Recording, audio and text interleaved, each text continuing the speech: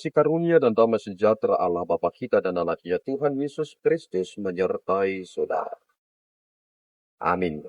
Shalom saudaraku yang terkasih, senang bisa menyapa saudara di tempat saudara berada hari ini dalam dimensi yang berbeda tetapi dalam dunia yang sama. Sebagai insan yang diciptakan untuk Tuhan, sebelum melakukan rangkaian aktivitas kita pada hari ini, marilah kita mengawalinya dengan memuliakan Tuhan lewat pujian kita dan mendengarkan firman Tuhan.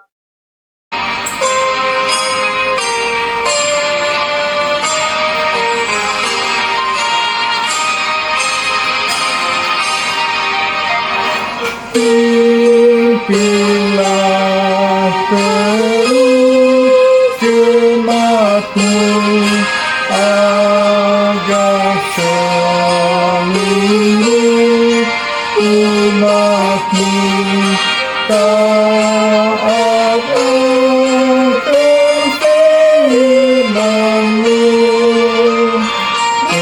Rendah hati dan setia membenci terhadap dosa, semua mengikutimu, semua mengikutimu.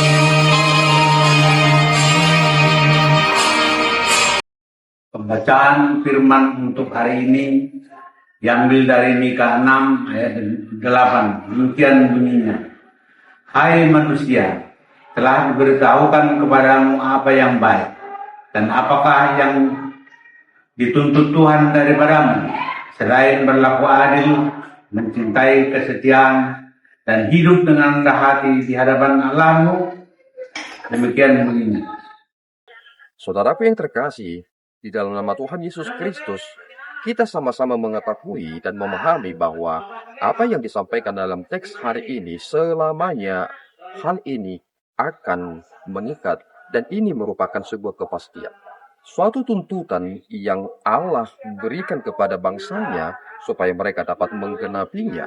Tuntutan tentang kesetiaan, keadilan, dan kebenaran. Mengapa ini menjadi sebuah tuntutan yang diberikan oleh Allah? Karena Allah bukan Allah yang mampu melakukan pengkhianatan. Jika kita boleh memikirkan Bapak Ibu, ada hal-hal yang dilakukan oleh manusia yang sebenarnya tidak bisa dilakukan oleh Allah. Ada hal yang tidak bisa dilakukan oleh Allah.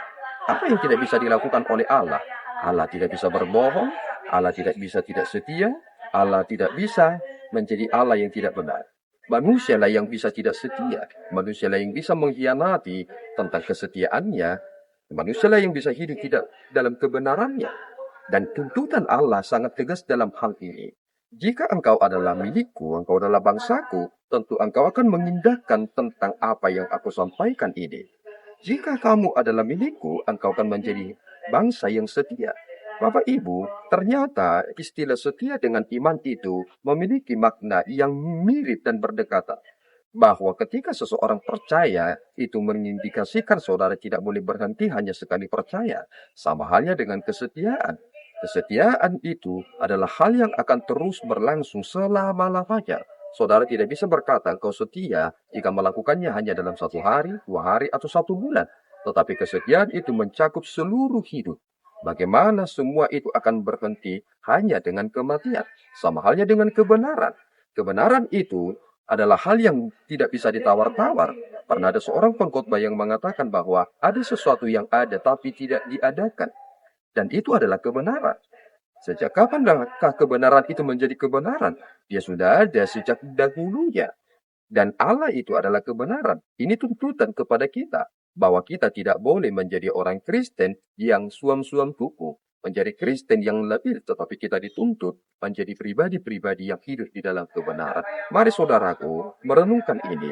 Jangan sampai istilah yang dipakai dalam teks kita hari ini, ketika Allah berkata, sampaikan kepada dunia, bumi, dan lain sebagainya, hai anak manusia, kepada alam dan lain sebagainya. Mengapa Tuhan harus berbicara kepada alam? Padahal kita adalah makhluk ciptaan Tuhan yang paling tinggi. Mari merespon ini, mari hidup di dalam kebenaran itu, dan mari kita sungguh-sungguh hidup dalam tuntutan yang agung ini. Tuhan Yesus memberkati kita berdua. Ya Tuhan, kami bersyukur atas berkat-Mu. Terima kasih atas anugerah yang kami terima dalam kesempatan yang baik ini. Kami serahkan hidup kami ke dalam tangan-Mu Bapa. Biarlah Engkau yang menolong kami, membimbing kami, menegaskan bahwa kami ini berbeda dari dunia ini. Kami serahkan hidup kami ke dalam tangan-Mu. Di dalam Yesus kami telah berdoa dan mengucap syukur. Anugerah Tuhan kita Yesus Kristus, kasih setia Allah Bapa kita dan persekutuan Roh Kudus menyertai saudara. Amin. Tuhan Yesus memberkati.